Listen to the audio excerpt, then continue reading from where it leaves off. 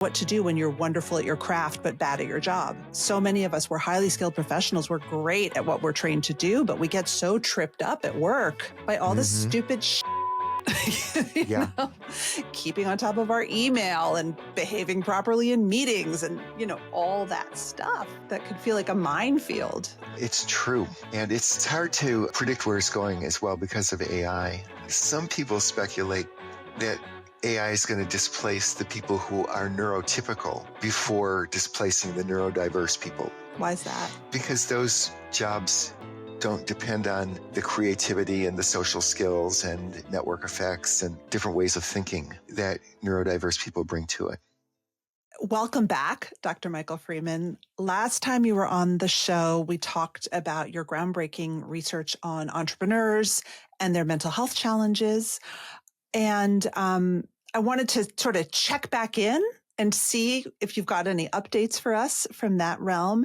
And then I really wanted to pivot into the work that you do with entrepreneurs around helping them understand their strengths, their weaknesses, and most important, how to build a life that allows them to play to their strengths. Does that sound good? Sounds great. Okay, so tell us any research updates or what you're thinking about these days. So regarding research and kind of for context, my life is divided between studying the well-being and mental health of entrepreneurs with a group of academic colleagues. We have a really wonderful team based out of UC Berkeley, but including people from Stanford and from elsewhere as well. And so a great team. And we have been studying for the last 2 years. We've been looking at the question of how can you easily, efficiently identify which entrepreneurs are having issues and are experiencing a lot of distress and are at risk of derailing, so that we can bring immediate support and help to, those people to start with, but everybody else, hopefully, eventually as well. So we developed a screening instrument, only 7 questions, and we validated it with a sample of about 314 entrepreneurs that were referred to us by venture capital firms and entrepreneur networks and friends of the family, if you will. So large international family, very diverse. So we validated the screening instrument. We've written up a scientific article. Hopefully it will be accepted and published soon. And our next goal is to actually show that this can be done by screening 5,000 or more entrepreneurs. So that's where we're headed for the rest of this year and for 2026. 5,000 entrepreneurs. Yeah, to start, and hopefully more. But why do you need such a big scale? Because we want to make a difference that makes a difference. We found in our previous studies that there is a lot of suffering among this population. It's a very neurodiverse group, entrepreneurs, which makes sense if you think about it, because, pretty much anybody can hold a job. Some people can lead a team or an activity or an organization, but very, very few people can start and grow a business. You're one of them. So what's different about those people? Well, it's a neurodiverse group. And apropos of this podcast, many people in that group are in the bipolar spectrum, do have ADHD symptoms. Yeah. Anxiety is not uncommon. And that is where these superpowers come from, but it's also associated with vulnerabilities. So we found that 38%-ish have one or more diagnosable mental health conditions. We also found that 3% in this large sample of 1,000 entrepreneurs that we did with the Gallup organization, 3% had already made suicide attempts and 1.7% had a history of psychiatric hospitalization. So there is a dark underside of entrepreneurship, which tends to be glamorized. And we'd like to create a safety net. Yeah, I'm sorry. How does that rate of suicidality compare against the general population? Yeah, it's a hard question to answer, but because suicidality rates are always fluctuating in relationship to what's going on in the world. Mm-hmm. Right. So in economic depressions, for example, suicidality increases. In economic expansions, suicidality decreases and heart disease increases. But benchmarked against what was going on at the time of the study, it was higher. It was higher. Yeah.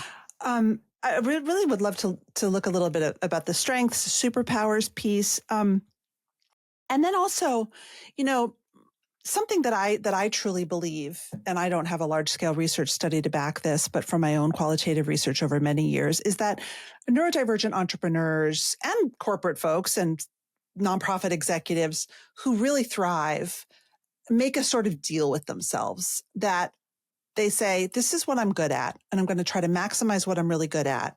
And I sort of have to let go of a lot of other things. Okay.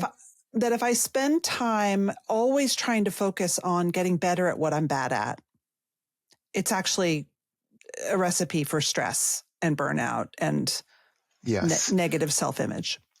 Yes, I would say that does apply to entrepreneurs. The good ones, mm-hmm. They know that they can't do it all. So, among entrepreneurs, there is a range of approaches to self-employment. Most people have very few employees or none. Mm-hmm. So in one study, we looked at the average self-employed individual had something like 2.2 employees, which means 0 to 5 right. is common. And so if you're the kind of person that believes that if you want something done right, you have to do it yourself, you're more of a craftsperson and less of a scaler. Mm-hmm.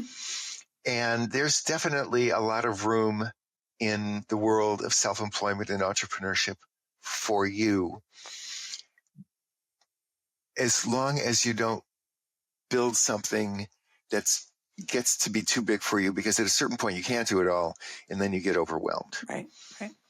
If you're the other kind of entrepreneur, the opportunity growth oriented, then you hand off responsibilities as quickly as you can. The way that kind of person thinks is, what is it that only I can do? And if somebody else can do it, then get somebody else to do it. Huh. So that you're constantly finding people who are better than you and smarter than you to do what they can do, probably better than you. Mm-hmm. The joke is that the entrepreneurs are the B students that hire the A students. Right. And I think that's true of leaders writ large, actually, though. Yes, leaders writ large. That's correct, because their mission is leadership, not execution necessarily. You got to execute as organizations grow, but leadership is a different skill. Yeah. And to your point about superpowers, leadership capacity is not something everybody's comfortable with. Mm-hmm. It turns out that there's a genetic coding for what they call leadership role occupancy. Wow. Yeah. You probably played soccer when you were a girl in middle school, and either you were or you were not the leader of the team. Some kids are more likely to be the leader of whatever it is that they're doing. And there's some genetic coding for that. And people in the bipolar spectrum are more likely to be endowed with this capacity for leadership. And they're also more likely to be distressed in situations when they're not leaders and they're like subject to whatever some idiot is telling them that they're supposed to be doing. Yes. I don't know anything about that. Yeah. That is fascinating. Yeah. Oh my God. So is it a superpower or a vulnerability? I mean, that's the question you were asking. Well, if you're starting a business or if you're leading an organization of some kind, it's a superpower. If you're halfway up the food chain in somebody other else's organization, it can be a disability because, you're not a happy camper. Well, and you piss people off, And you annoy people. Yeah. Do you have any of this data for ADHD brains? People with ADHD, there are subtypes of ADHD. And the subtype that is most highly associated with success as an entrepreneur is the hyperactive impulsive subtype, the kind of the go-go people. Mm-hmm. Mm-hmm. And yes, and they also are more likely to end up in leadership roles and more likely to be outgoing and extroverted. And what goes along with extroversion, which is a classic feature of kind of the bipolar personality. What goes along with that is enthusiasm, which is great, and charisma, which is great, and positive, warm social emotions, which is great, and need for dominance. And need for dominance, it's great to be a leader if you're surrounded by followers. And it's a problem if you're surrounded by people who also think that they should be the leader. God. And is this true for bipolar 1 and 2? In general, not always, but in general. Let me ask you a question just because it's on my mind. It's a little bit of a sidebar, but when you're talking about shared characteristics of these leaders who might be either ADHD, impulsive hyperactive, or bipolar, as you continue this work, are you seeing shared qualities between those? I know there's overlap in diagnoses often. Are you seeing shared qualities between bipolar and ADHD entrepreneurs? Well, yes. And then there's co-occurrence. Yeah. So it's like roughly 30-40% of people with ADHD may also be in the bipolar spectrum and vice versa. So there's a lot of, but even when there's not co-occurrence, in both of those circumstances, people in the bipolar spectrum and people in the hyperactive ADHD spectrum are more inclined towards impulsivity, or have higher levels of creativity, are more likely to be extroverted, are more likely to engage intensely in goals, particularly short to intermediate term goals. Mm-hmm. Mm-hmm. And they're more likely to misread positive signals. In other words, people in both of those camps are more likely to over-index on good news or bad news, that they think good news is better than it really is and bad news is worse than it really is. That's fascinating. I have to tell you, my husband and I were joking. He has ADHD. I have bipolar, about my new book, which is going to be for leaders with brains like ours. And he said, you should call it, "This is the best idea ever," because almost every single week, one of us will have, yeah. That's the best idea ever. I mean, how many times have people with these brains thought, this is the best idea ever, right? And immediately dropped everything, to pursue it for a little bit. So let's talk a little bit. When people come into your office. When people came into my office in the past, nobody comes in anymore because when they log on. I do have an office out of nostalgia. I'm Jurassic. And so I grew up in a world in which real people had real relationships with each other in real places in real times. And so I'd still like to make that option available to anybody who wants to work with me. So I have an office one day every other week. God. And people who actually like to meet in person, I will meet with them in person. But many people prefer remote right now because they're so busy. Yes. And, busyness is another one of these characteristics. For sure. Filling up the time. Okay, so when people log on to Simple Practice or whatever, and hopefully they're making some eye contact, so they're at least getting those social hormones going. Do you feel by and large that they have a good sense of their strengths, of their unique, special strengths? Yes, or it's not too hard to discover. Most people who seek therapy don't go out looking for a therapist when everything is great. Right. And so when I meet people, they're more likely to have already derailed in one way or another. Something's going wrong. And so they're more focused on the vulnerabilities. But they are aware of the strengths. But I don't know if you're familiar with the concept of a U-shaped curve or a J-shaped curve. The idea is that too much of a good thing can be a bad thing. Yeah. So these strengths are good until they're not, and you can overdo it. Like the best idea ever. Right.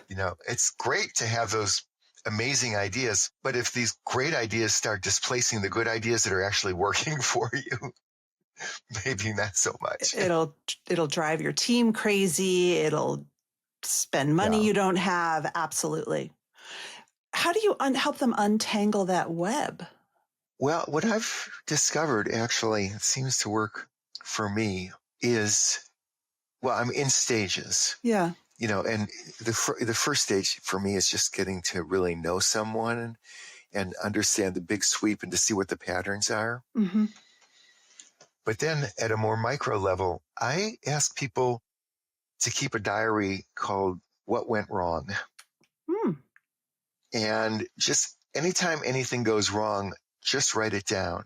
And we can look at, where they spin out and find the root cause of that and begin by working on how they're getting tripped up in real time in the present. And that eventually leads into what the bigger issues might be. So that's part of it.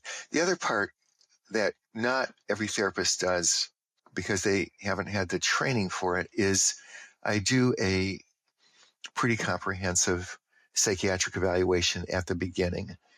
And I try to pick up if there's a mental health issue because a lot of times, if you don't deal with the underlying mental health issue, all the coaching in the world isn't going to make a difference. For example, somebody I met with lost some good deals, big deals, and some funding because they were late for a meeting or they went to the right meeting on the wrong day or things having to do with time management.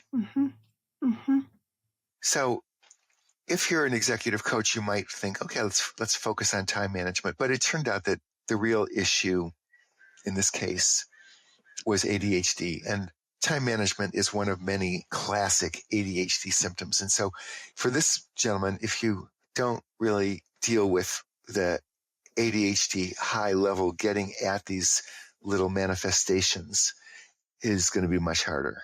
Absolutely. Absolutely. I think that's so important. Do you use any kind of strengths finder tests or any kind of assessments or modalities to help folks really narrow in on strengths that they should capitalize on? I do, but I don't use any commercial products. But in the assessment process, I pay a lot of attention to personality. And again, many executive coaches, I don't think, have had exposure to personality theory. But personality is a real thing. Everybody has one. And there are building blocks of personality called traits. And these traits are about 50% genetically transmitted. So let's, take you, for example. You have a little flair for journalism. And so what that means about you is that you have a lot of curiosity and you're interested in people and you get information from all different kinds of sources and you're open-minded and you don't shut people down because of your beliefs. You just want to hear more and find out how the world looks through somebody else's eyes. So that is a personality trait. And there are a bunch of them. Not too many, but there's a bunch. And these traits are associated with superpowers and vulnerabilities. And so that is kind of my avenue into the superpowers. That's interesting. So do you use the big five or do you go beyond For example, yes. Definitely am interested in the big five personality traits. And then there's some other traits that are called compound traits, which things like self-efficacy and risk propensity, they're not big five traits, but they reflect blends of the big five traits. Got it. Yeah. Interesting. And so do you reflect back the traits to your client that you're hearing from them and do you help them connect that to their own self-concept? Does that make sense? I do. I don't do it in a kind of pedantic or educational way. I just Yeah. try to focus on, let's develop a theory of you and how are you likely to see the world around you, and how are you likely to react in one situation or another. Yeah. And when I do, I mean, I do explain that a lot of individual differences are hardwired. Mm-hmm. If you have a personality trait, let's say you're introverted, for example, that's 50% hardwired. Does that mean that you can never be more outgoing? No, there's the other 50%. But is introverted either bad or good? Not really. It's contextual. It's neither here nor there. It's just a piece of how you're likely to respond, if you go to a party and you don't know anybody. Right. So, from that, I think the path is to look at what's working for you and what is working against you, and how can you minimize. Let's stick with the introverted thing. If you need to network because you're building a business, but you're introverted, what do you do? Right. Well, you make sure that you bring like 2 people from your biz dev team with you to the parties, and they can make a lot of relationships and then bring you in and introduce you, and then it'll go a lot smoother. I actually do a course and a workshop on introverted leadership. It's one of my favorite topics. And, part of the reason why I have the internet footprint that I do is because I'm an introverted leader. And so for me, I found that my blog way back in the day, 2005, was actually a better networking tool than going to events. You know what I mean? And so I think that what you're highlighting is that there are solutions if we just understand who we are and accept it. That's the point I'm trying to make. Yes, there are individual solutions. So in your What Went Wrong journal, if you find out what the individual, I went to a party and I was like, I couldn't even talk to anybody. I was And so hiding I in the left. bathroom. Yeah. So if that's what went wrong, you can create an individual solution to, and there's probably a few different solutions, one of which is learning some social skills. You know more than I do about this, but the other solution is bringing a couple people with you. That's right. That's right. I love that. You should never go it alone. All right, let me ask you another question about this. And I don't know how to phrase this, so tell me if it's confusing. A lot of the research with folks who have a mental health diagnosis or a neurodivergence diagnosis, let's take dyslexia, is that on top of their personality, their history, their family, there is a piece of their identity that is their diagnosis. Okay. Do you agree? Do you find that? Is that something that Yes, you work with? I didn't think of it that way. Well, I mean, that's particularly true with bipolar disorder. Oh, for sure. Yeah. But I myself am dyslexic, so I'm thinking about, is that a piece of my identity? Oh. Yeah, it actually is. I didn't know that for the longest time. But That you were dyslexic? Yeah, I did. I knew that I had number inversion issues. I knew I was a slow reader. I knew that like higher level math was not my friend, but it didn't all add up to dyslexia until I was like in my 60s. No. And yeah. Oh my God. And then a lot of things made sense. What led you to finally get diagnosed?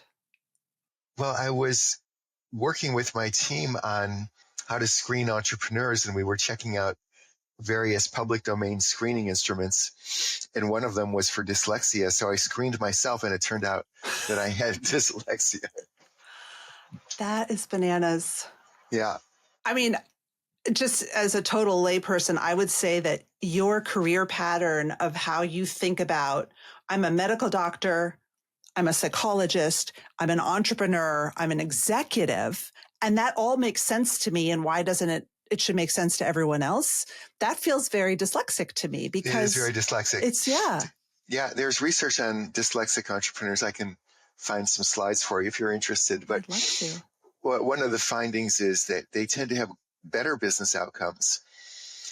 They tend to have more employees. They tend to be operating more companies at the same time, which is what you were just talking about. Yep. Have you read The Dyslexic Advantage? I have not. That sounds good.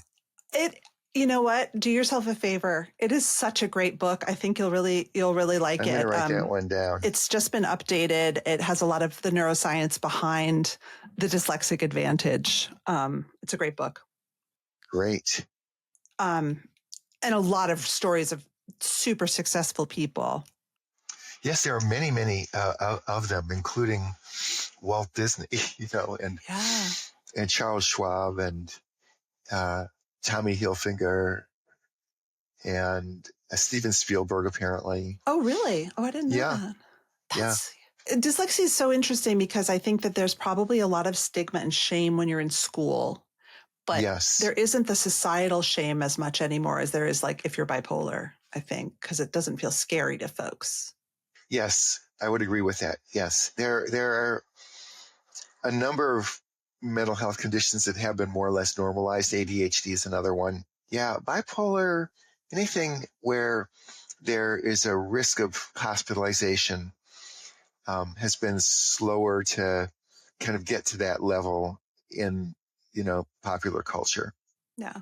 Can I ask you another question? Sure. So because you didn't know you were dyslexic, and I guess you did really well in school, did you ever feel any of that shame or low self-esteem we hear growing up from a lot of kids who grow up dyslexic? No. And I think that's because dyslexia is on a spectrum, mild, moderate, severe. Yeah. And I'm, in the mild, moderate range. And also I was, smart enough in school that if I worked harder than other kids, I could get the good grades. Yeah. And I just learned to do that. You're a twice exceptional. Is that what it's called? Yeah. When you're cognitively gifted, but you also have a diagnosis. I see. Yes. Yeah. So I think that was my way through. And then I learned to, and this is, a strength that people pick up, is to direct yourself into areas where you're more likely to succeed. And, obviously psychiatry is more qualitative and less quantitative than some of the other specialties in medicine. And so that was a good fit for me. Because people with dyslexia tend to have good social skills because they have to always be delegating stuff because they can't do it themselves. Well, and very fine-tuned attention. Yeah. Right? For certain things. Mm-hmm. Wow. That's interesting. Yeah. So dyslexia is rather common among entrepreneurs. There's not a lot of research on it, but the studies that are out there find that it's between 25 to 38% of entrepreneurs have some level of dyslexia. Quite significant. And about 40% of them seem to have co-occurring other mental health issues like ADHD. So again, this neurodivergence, entrepreneurship is like how you can fit in if you don't fit in. That's a great way to put it. Yeah. What would you say to someone, though, who's listening, who's like, man, this is me, but I have a corporate job?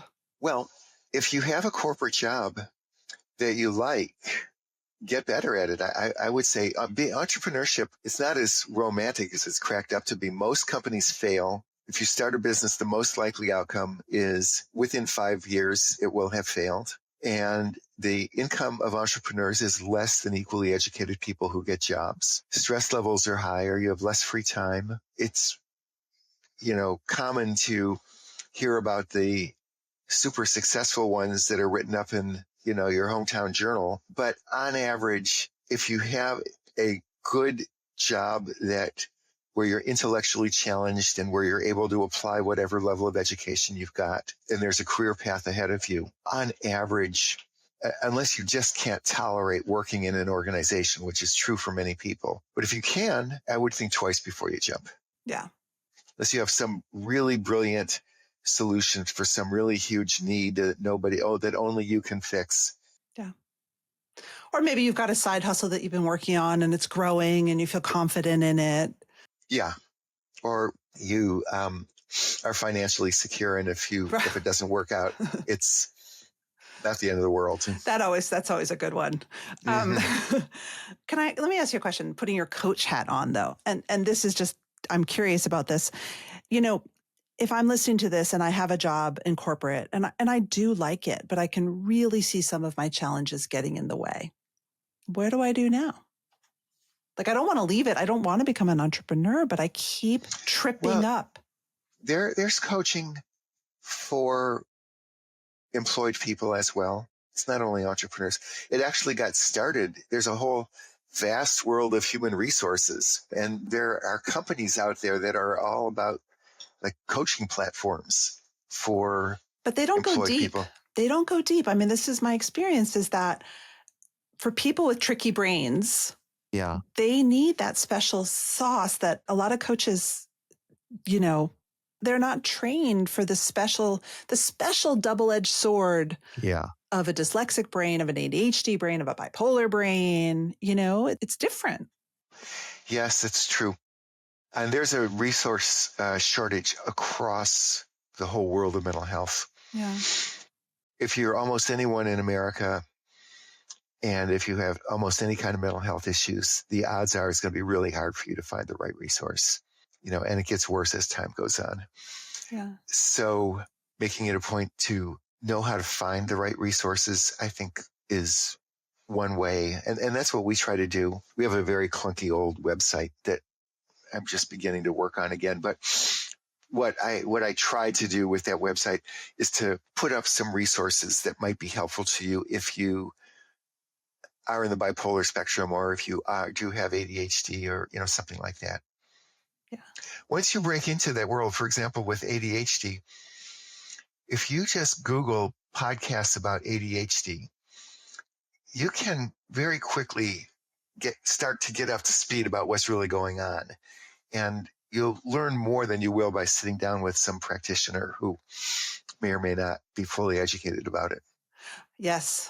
This is so interesting. There's such a rich ecosystem. I mean, one of the things I'm doing in my book is I really am trying to make a work operating system for people like this, you know, and one of the sort of catchphrases I have in my mind is what to do when you're wonderful at your craft, but bad at your job.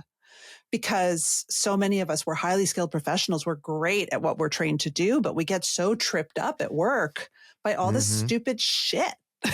You know? Keeping on top of our email and behaving properly in meetings and, you know, all that stuff. Yeah. That could feel like a minefield. It's true. And it's hard to predict where it's going as well because of AI. Well, yeah. It's dynamic. And some people speculate that AI is going to displace the people who are neurotypical before displacing the neurodiverse people. Why is that?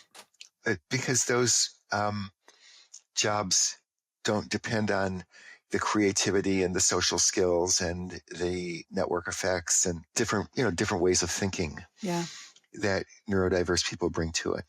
Oh, I like that. That's the first hopeful thing I've heard about AI in a long time. So maybe we'll end it there. That's like, we're just at the very, very, very beginning of the AI story.